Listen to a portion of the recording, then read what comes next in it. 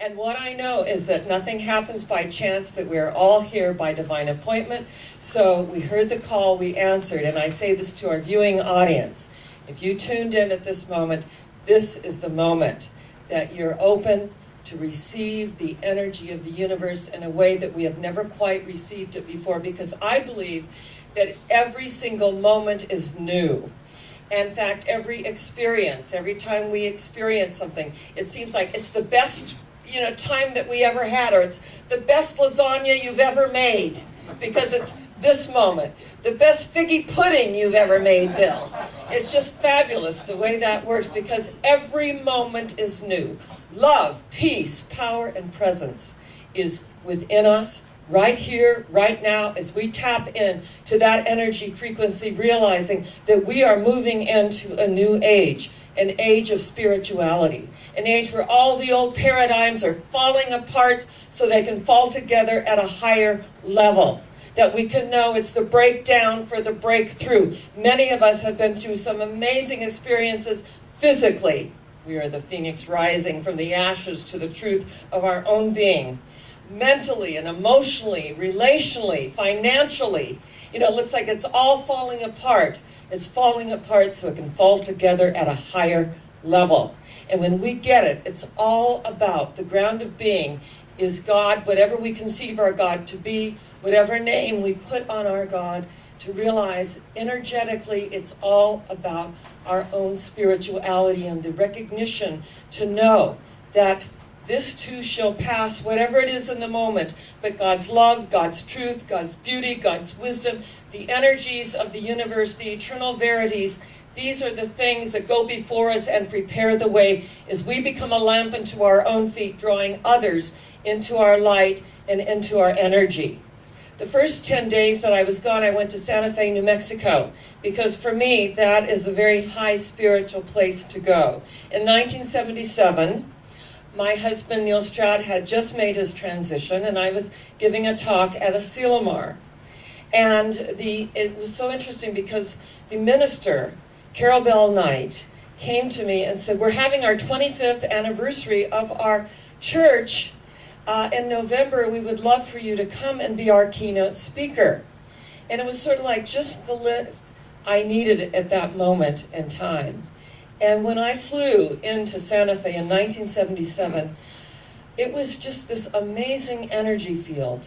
And you could feel the ancient energies, and you could feel the indigenous ones, and all that went before.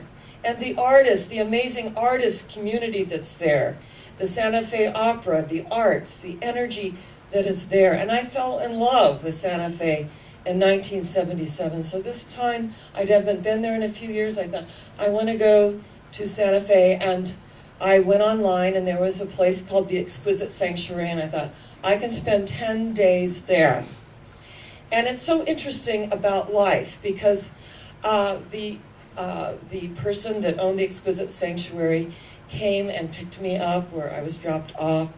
And as we drove in to the Exquisite Sanctuary, I saw this, this adobe, and there are a lot of adobes in Santa Fe, as you know. In fact, Shirley Ames isn't here, but she'll listen in. And I didn't see Shirley MacLaine to give her a hug for you, but I want you to know I blew her kisses from where I was. So I know on some level that she received them. And as we pulled up in front of the adobe, it was very interesting because there was like this trash can in the front yard, and there was like, kind of like weeds, and there were like flowers that were dying, and I thought, this doesn't look like what I envisioned the Exquisite Sanctuary to look like. And so I said, this is the Exquisite Sanctuary? Oh my God, what have I done? And he said, yes, it is. And so I went inside. Well, the room looked just like it did on the internet. It was beautiful and had the little patio and was just really lovely. And he said, and the bathroom is down the hall. And I said, excuse me? Excuse me?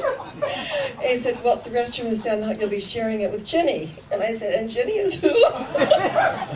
And he said, oh, she's my housemate. And I said, oh, all right. I got to kind of take this all in. And as I look out my patio, there's just nothing but weeds. I mean, weeds everywhere. And I said, before I unpack, I've got to process all of this, because maybe I should be somewhere else other than here, you know. And so he began to tell me he was from Jerusalem, and that his wife, when he was diagnosed with prostate cancer, started having an affair with her boss. She just couldn't deal with his situation. So he said, I came and this is my exquisite sanctuary, because this is where I lived and recreated all of what I was going through to have my healing. And he does like wheatgrass every single day. He's on raw foods. He's just telling me his whole story. So as I sat there thinking, nothing happens by chance. You know, I do love the room, but I'm just shocked at the outer. I was just like shocked. So I took a cab up to the plaza, and I'm telling John, my cab driver, about the whole situation, that this is the exquisite sanctuary, but the rooms are very nice. And he said, how much you paying? So I told him, and he goes, you are never going to get that in Santa Fe. He said, honey, just be with it, meditate on it, go with it. Well, John doesn't know it, but he is like this wonderful mystic energy that drives the cab. And so as I'm, you know, and it's so amazing, because every time I needed to go somewhere, there was John, you know, in the cab. And I did meditate on it, and I thought, isn't it interesting? Nothing happens by chance. That I love the room. I don't particularly care that I get to, you know, share a restroom with Ginny, but she left early in the morning and came home late at night, so that worked. And kitchen, he said, you know, anything in the kitchen that you need, you know, it's there, and if you want to use the washer and the dryer, it's all there, and just really just be here. So I got to process energetically, and I said to him, when are you going to fix up the exquisite sanctuary surroundings? I said, if you're calling this the exquisite sanctuary, everything needs to reflect that, as within, so without. So you've got the inner handled. You've got your healing process. You have arisen triumphant and victorious through this amazing situation that you went through. And incidentally, I want you to know you had nothing to do with your wife having an affair. This is how she coped. You happened to be there to learn and to grow. So he said he went to a shaman, and the shaman said, you are from Jerusalem, your wife was from New York, she never experienced love, right? He said, right. You were there to bring her love. She was there, she was a millionairess, to give you some kind of materiality so that you can make the equation of being in the world. And he said, you know, actually she was so generous in the divorce settlement, she gave me 3 of the houses. And I said, and are you creating an exquisite sanctuary for those also? And he said, no, those I'm just renting out. This is my exquisite sanctuary. So every day I affirmed, you know, the 10 days I was there, this was the exquisite sanctuary that is within. As within, so without. And as I looked out into his yard, I saw a labyrinth. He had a great big yard. I saw a labyrinth. I would visualize a little fountain. I would visualize the flowers. I would visualize every day. I saw the exquisite sanctuary. And I said to him, why don't you put a labyrinth in your yard? He said, you're the second person that has ever said that to me. I said, and the third will be a charm, because I'm going to affirm with you, and I'm going to align with you that the outer reflects the inner, that you are about the inner so beautifully, that as within, so without. And I shared about our lives. And that when we get the inner part of ourselves handled, that everything else flows out of that recognition of beauty. The thing of beauty is a joy forever. Today we're talking about the power of peace, the peace that passes all understanding, the peace that can see through every appearance, every condition, and every effect that is there for us. And that as we open ourselves, my affirmation is the mystical, the miraculous, and the magical go before me and prepare the way. And I open myself to the mystical, the magical, and the miraculous. And I was in a certain shop, and there was this older, elderly woman, and she was on a walker. And she had such light and such energy about her. And I said, you have so much light. You're just a vision to behold. And she said, I was thinking the same thing about you, and on July 26th, I had my 90th birthday. And I said, and on July 29th, I had my 68th birthday. And we were laughing and we were talking, and she said, I am a devotee of Amma. Ah, the saint, I said, of hugging. She got it. Amma got it, that our society needs to be loved. Thousands of people will line up for Amma to have a hug from Amma, and she whispers into the ear, my daughter, my son, I love you unconditionally. And she said, I am a follower of Amma. I'm a devotee. And Amma, when she embraced me, she gave me 2 apples. I said, well, at 90, I think you deserve 2 apples, absolutely, and 2 chocolates. And I said, that is so wonderful that you had that experience. So I reach in my purse, I've got the Interfaith Angels. I pin a little angel on her. I pin an angel of the people in the shop that are so loving and kind to me, because they are our interfaith angels of love and peace and prosperity. And I always say this, and I put it on above her heart where her dreams reside. And what is so wonderful is that everyone in the shop just got kind of, it was that light and that energy that you feel when everyone is of one mind in the upper room. And then she said, this is my friend Maggie, she's from Topanga Canyon. And I said, my favorite place in the world is the Inn of the Seventh Ray. I said, I love that place. She goes, oh yes, it's been there for years. We locals never go there. I said, well, it's interesting, because I have friends in Malibu that go there all the time. So that's interesting. I think you're missing out, because it's just the most magical, wonderful place. The stream going through, basically vegetarian. It's in the forest. It's glorious. She said, well, I'm local. So it was very interesting that, that this woman I met, her name was Virginia Morrison Nides. She was born in Santa Fe. Her father was born in Santa Fe, and her grandfather was the first Secretary of State of Santa Fe. And she said, I must have you up to my home. Here is my address. I will send my driver to get you, and you will come and we will sit down and we will have a wonderful talk. So I have bridge that day, she said, she's 90, from 12 to 4, and then you will call me. And I said, yes, ma'am, absolutely. So the Wednesday comes and I call and I say to the caregiver, how is Virginia doing? I know she had the bridge players there from 12 to 4, and I'm just thinking, it was kind of like the energy of the moment, and perhaps, we could make it another time when I come back, but I was just thinking it might be too much for her. So the caregiver said, yes, I think it is. I said, great, well, just give her my love and tell her she is such a light. 3 minutes, the phone rings. Hello, this is Virginia. I was expecting you.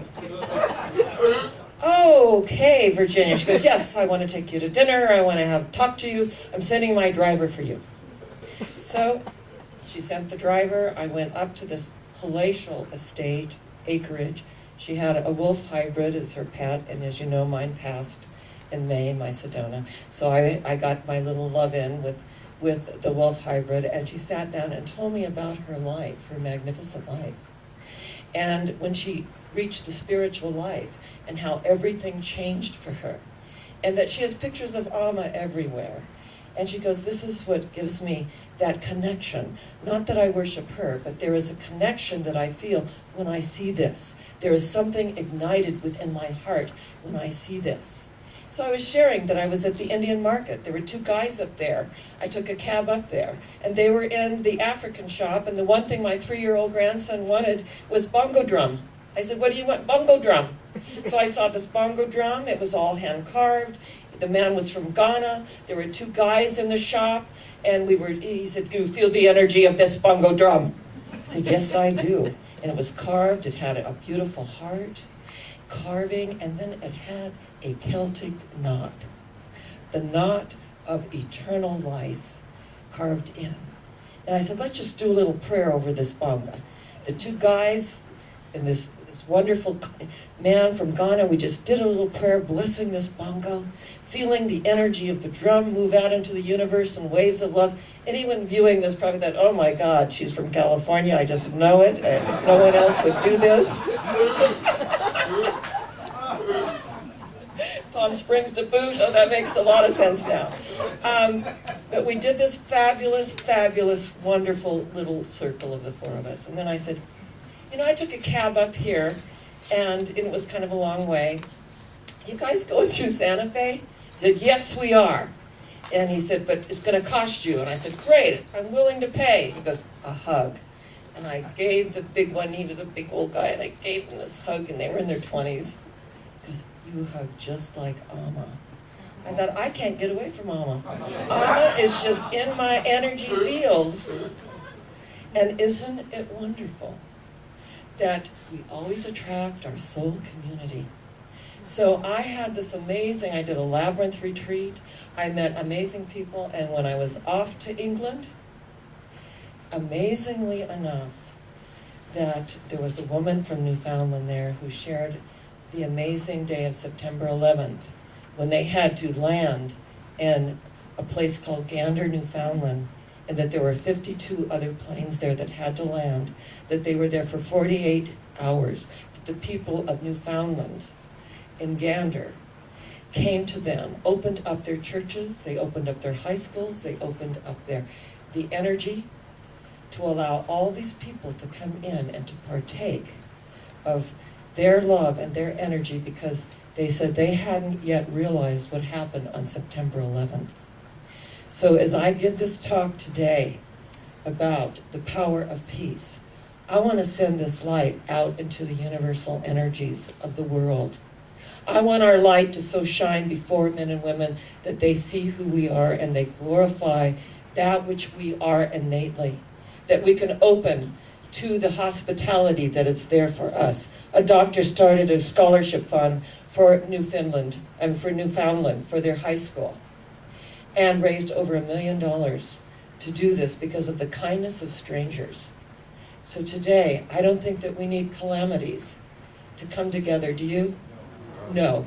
That we can come together in love and let this light so shine before the world that they will see who we are and glorify the energy of the universe that is right where we are.